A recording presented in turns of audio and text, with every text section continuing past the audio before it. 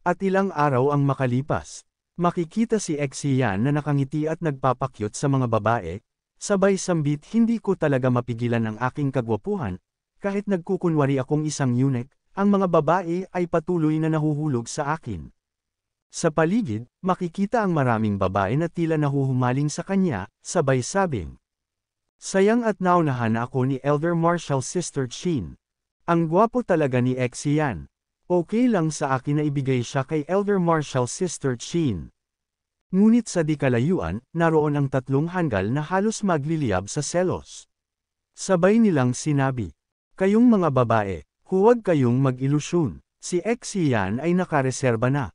Isang lalaki pa ang galit na nagwika siya ay isang eunuch na ngayon. Taga-silbi siya ng matriarka, kaya ang kanyang kalagayan ay napakataas, hindi niyo siya maaabot. Isa pang hanggal ang nagsabi ng may panunuya. Wala na si Xian ng kanyang laruan, kaya kahit gusto niya, hindi niya kayo mapapasaya. Ngunit isang babae ang sumagot ng matalim kahit na siya ay isang eunuch. Mas gwapo pa rin siya kaysa sa inyo na mga pangit. Sabay sabing ng isa pang babae, tama, kahit na eunuch siya, mahal ko pa rin siya. Habang pinag-uusapan siya, lumapit si Xian sa isang babae, hawak ang isang bulaklak. At ngumiti ang mga bulaklak ay nararapat lamang sa kagandahan, Miss. Ang peony na ito ay bagay sa'yo. Inilagay niya ang bulaklak sa buhok ng babae, iniwan niya itong namumula at tila nawawala sa sarili. Ang ibang babae naman, na nakita ang eksena, ay napasigaw. Wow! Napaka-romantiko. Bakit hindi niya inilagay ang bulaklak sa akin? At may isa pang babae na biglang nagsabi gusto ko rin mapenetrate ni Xian. Ang tatlong hanggal naman ay mas lalong nag-init sa selos, napaangat ang kilay at napaigik na lamang habang napakagatlabi sa inis. Habang patuloy naglalakad si Xian, isang mapanuksong ngiti ang nakapinta sa kanyang mukha. Nakikita niya ang epekto ng kanyang karisma sa mga tao sa paligid, mga babae nahuhulog, mga kalalakihan ay naiinggit. Lihim siyang natawa habang nararamdaman ang sunod-sunod na pag-agos ng origin points na dumadagdag sa kanyang lakas. Sabay niyang ibinulong sa sarili. Tunay na napakadali palang kumuha ng origin points, ang kailangan ko lang ay ang aking di mapantayang kagwapuhan. Sabay ngiti ng may halong kayabangan si Xian habang binubuksan ang kanyang sistema. Agad niyang pinili ang skill na Finger of Nirvana upang i-upgrade ito, ngunit bigo siyang magtagumpay. Napahiyaw siya. At napasambit ng hindi ako makapaniwala na ni 100 origin points ay hindi sapat para i-upgrade ang Finger of Nirvana. Bigla siyang napasigaw sa frustration. Pinanlakihan niya ng mata ang kanyang interface habang napapailing. Hindi ba masyadong mahal ang skill na to? Napahawak siya sa ulo at napabuntong hininga. At ang mga tao sa sekta ay nagsisimula ng masanay sa aking kagwapuhan. Kahit magparada pa ako sa kalye maghapon, halos wala na akong makuhang origin points. Sumimangot siya at parang pinagbiyak na ulo ng kalangitan ang kanyang ekspresyon. At yung lintik na si Chin Zinchi, bulong niya sa sarili habang sinisikil ang galit, tiyak na isa ng expert sa 9th layer ng Acquired Realm. Hinampas niya ang mesa ng lakas, sabay sambit ng kung magpapatuloy ito, kailan pa ako makakapaghiganti. Ngunit bigla siyang natahimik. Napaisip ng mas malalim, at unti-unting nagliwanag ang kanyang mukha, kailangan ko ng bagong estratehiya. At sa wakas, isang ideya ang sumagi sa kanyang isipan. Tumayo siya, sabay hinagod ang kanyang baba habang nakangisi. Tama, bakit hindi ko gawin ito? Kalahating buwan ang lumipas. Sa loob ng Moching Sect, may isang lugar na tinatawag na Hidden Pavilion Market. Sa gitna ng madilim na sulok nito, makikita si Xian na nakasuot ng maskara, kasama ang isang misteryosong lalaki. Ang lalaki ang unang nagsalita. Ikaw ba ang nagbebenta ng libro ng taong tinawag na Venerable Stable Lad from the famous Autumn Mountain? Malalim at kalmadong sumagot si Xian tama. Pero isang paalala lang, ang librong ito ay hindi biro.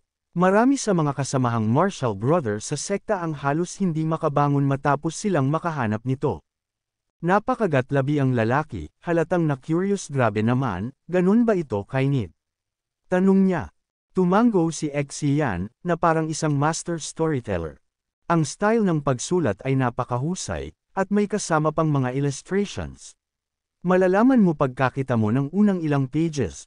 Pagbukas ng libro, nanlaki ang mga mata ng lalaki. Holy shit! Ito magwawala talaga ang mga tao dito. Sa likod ng maskara, ngisi lang ang isinagot ni Exian. Ang isang kopya ay 52 silver coins. Nagulat ang lalaki. Ang sakam mo, alam mo ba yon? Pero kalimutan na lang, bibilhin ko na.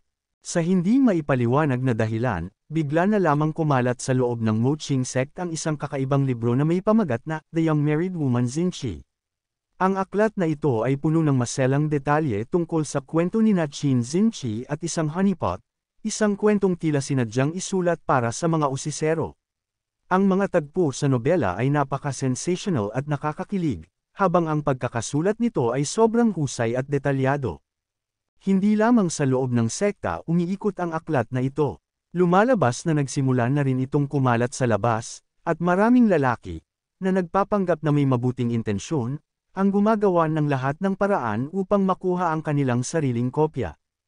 Isang araw, habang binabasa ng lalaki bumili kay Exian ang libro, napabuntong hininga siya at napasambit, talaga nga namang ang mga kagandahan ng Moching sect ay nakakamangha. Ngunit, wala na ba silang kahihiyan? Sinagot naman siya ng kanyang kasamang nakakunot ang noo, tama, pero dapat nating tingnan ito ng may kritisismo. Ang ganitong uri ng libro ay hindi dapat tangkilikin ng basta-basta. Samantala, lumipat ang eksena sa loob ng eleganteng tirahan ni Qin Xinchi. Naroon siya, hawak ang nasabing libro habang nag-aalab sa galit. Itinapon niya ito sa mesa ng may matinding emosyon. Paano ito nangyari? Sino ang may gawa nito? Ang kanyang sigaw na umaalingaw sa buong silid. Lumapit ang kanyang attendant, kunot noong nagtanong. My lady, ano ito? Binuklat ng attendant ang libro at nanlaki ang mata. Sinong malakas ang loob na mangarap ng ganito at dinungisan ang pangalan ng lady ko. Galit na galit si Qin Xinchi, halos magliyab sa galit ang kanyang aura at alam pa nila ang tungkol sa pulang mole sa paligid ng B1 ko. Si Exian lang ang naging honeypot ko. Sinong iba pa kung hindi siya?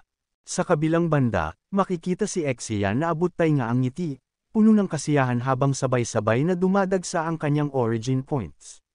Nagpausal siya ng malakas, heto na nga sila. Ang tagal ko nang hindi nakakakita ng ganitong karamang spam si Qin Xinchi, talagang karapat-dapat sa kanyang pangalan. Ang kanyang mga freebies ay walang kulang, parang kasing galing pa ni Pan Wei. Napapaismid siya habang iniisip ang sitwasyon, at ngayon, may piracy na.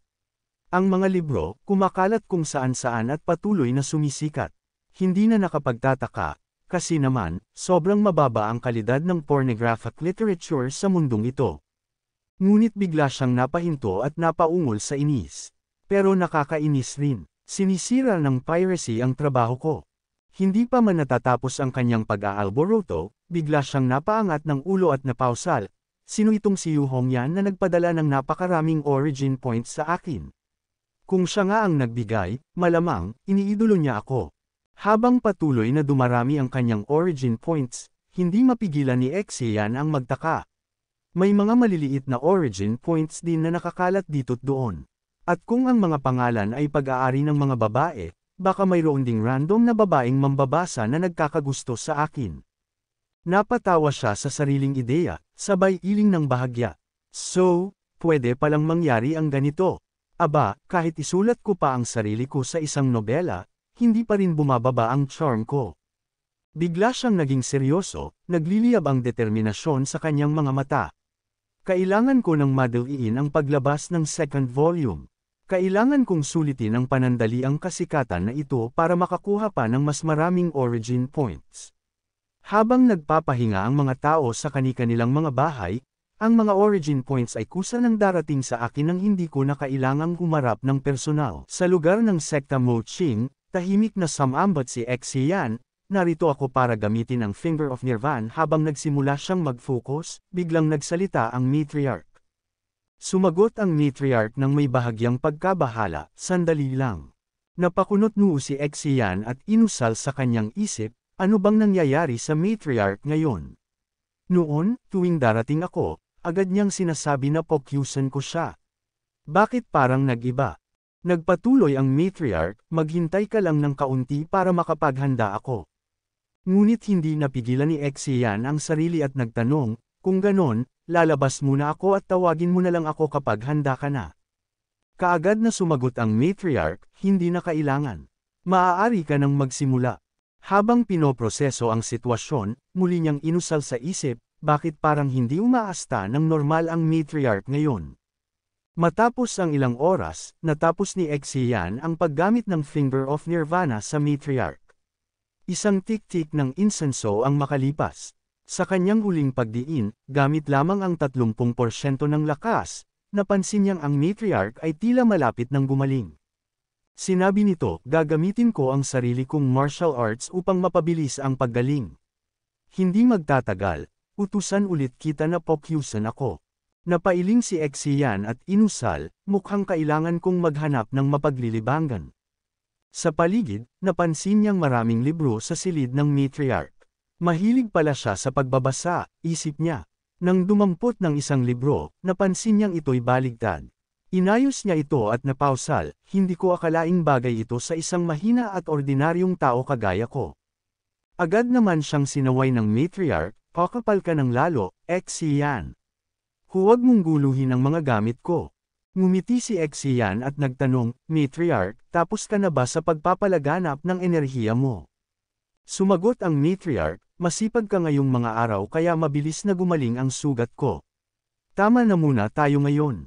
Napakamot si Xian sa ulo, sabay sabi, kung ganun, babalik na ako at perpekto kasi mas marami pa akong oras para magsulat. Habang papalabas, biglang nagtanong ang matriarch, narinig mo na ba ang tungkol sa isang romantikong nobela tungkol kay Qin Zhenqi at isang honeypot? Kumakalat iyon nitong mga nakaraang araw. Napalingon si Xian, ngunit nagpatuloy ang matriarch, bagaman hindi ko pa nababasa, posible kayang ang may akda nito, nakilala sa pangalang kagalang-galang na taong kabayo mula sa kilalang bundok ng Taglagas ay ikaw. Napalunok si Xian at kaagad sumagot, matriarch. Paano mo naman naisip yan? Paano mo maisip na ang gwapo't kagalang-galang na lalaki tulad ko ang magsusulat ng ganitong kabastusan? Ngumisi ang matriarch. Kahit hindi talaga ito romantikong nobela, ang pagsusulat ay mahusay. Mukhang marami siyang alam tungkol sa mga kababaihan, lalo na sa bahagi ng ikatlong linya ng pahina 71. Sapat iyon upang mapaiyak ang sinumang magbasa. Sayang, narinig ko lang sa iba. Habang papalabas na si Xian, napaisip siya sandali ang apelyido ng matriarch ay Yu, pero hindi ko alam ang pangalan niya bago ikasal. Huwag mong sabihin ang Yu Hongyan na kilalang nagsulat ng spam sa akin noon ay siya rin. Pagkatapos ng saglit na katahimikan, muling nagsalita ang matriarch. Mabuti na lang at hindi ikaw ang sumulat nito. Kung hindi, para sa kapakanan ni Zhenqi, wala akong magagawa kundi parusahan ka. At pwede ka nang umalis. Kung may oras ka, mas mahalaga siguro na magbasa ng marami. Napatango si Xian at magalang na sumagot, oo, matriarch. Ngunit sa isip niya hindi mapigil ang mag-isip. Ayaw niyang ilantad ang pagkakakilanlan ko bilang manunulat, pero parang inaasahan pa niyang gumawa ako ng mas marami sinong mag-aakala na mahilig pala ang matriarch sa ganitong maliliit na bastos na aklat talagang marami akong kahanga-hangang mambabasa. Pag-alis ni Xian, agad na kinuha ng matriarch ang isang libro at binuksan ito. Napausal siya ng may ngiti, ang kagalang-galang na taong kabayo mula sa kilalang bundok ng Taglagas. Ang ibig kong sabihin, ang talino ni Xian sa pagsusulat ay hindi matatapatan. Hindi ako magsasawang basahin ang kanyang mga akda. At sa silid ni Xian, Jesus Christ, hindi pa rin sapat. Ilang origin points ba ang kailangan para ma-upgrade ang Finger of Nirvana sa level 3? Napalakas ang sigaw ni Xian habang nakatitig sa kanyang sistema.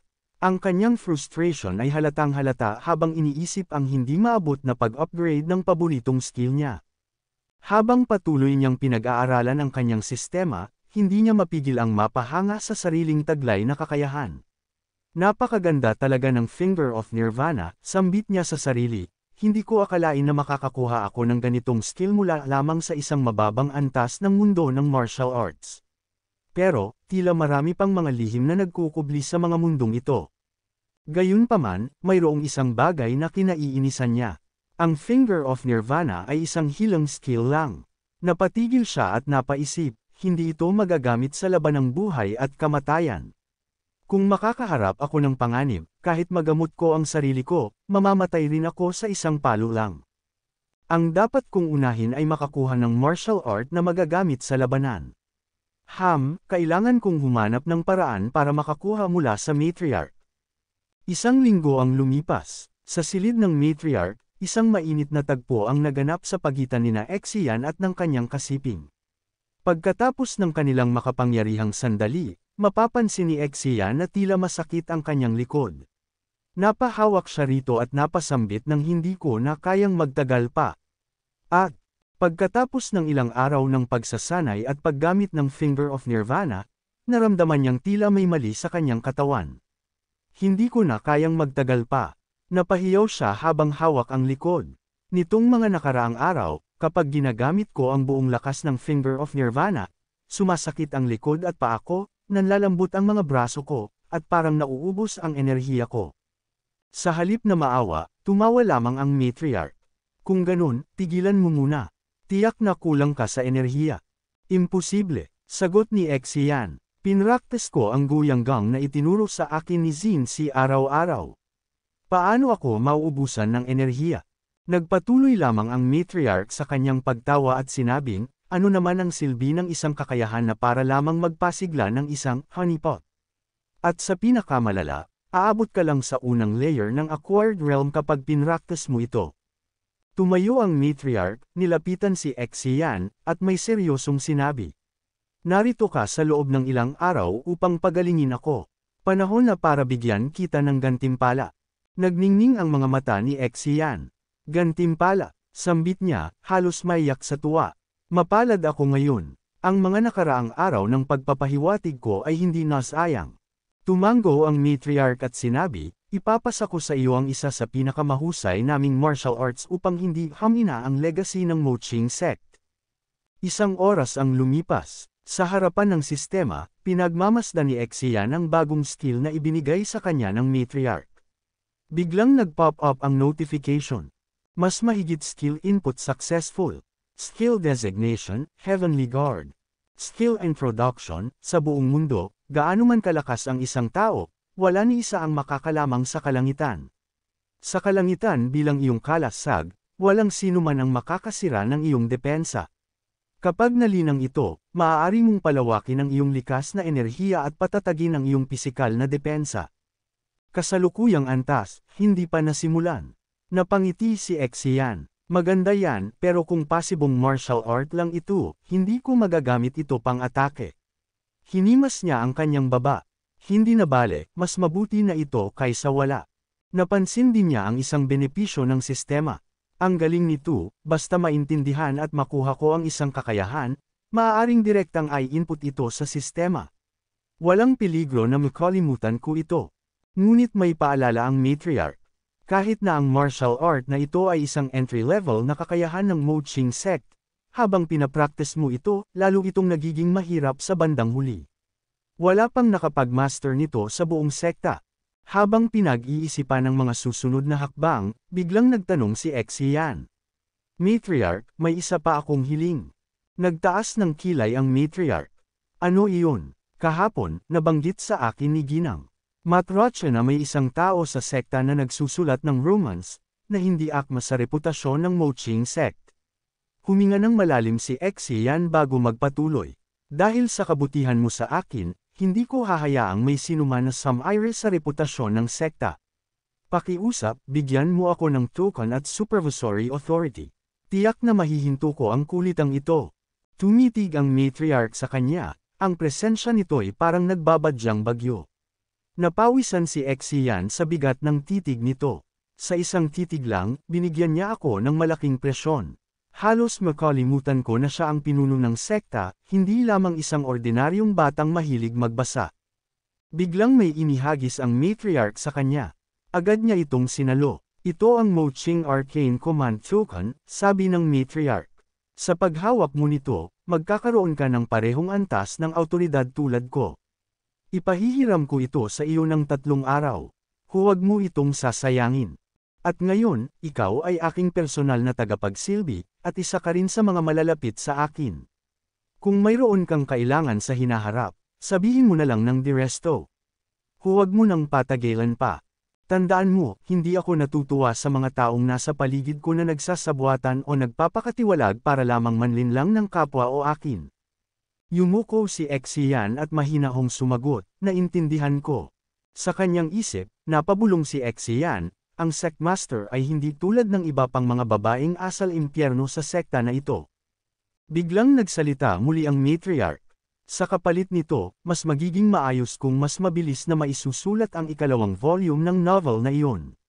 May kaibagan, akong tiyak na nasabik basahin ito. Sumagot naman si Xian, nakita. Kapag nahuli ko na ang Venerable Stable Lad, papaluan ko siya hanggang matapos niya ang manuskrito.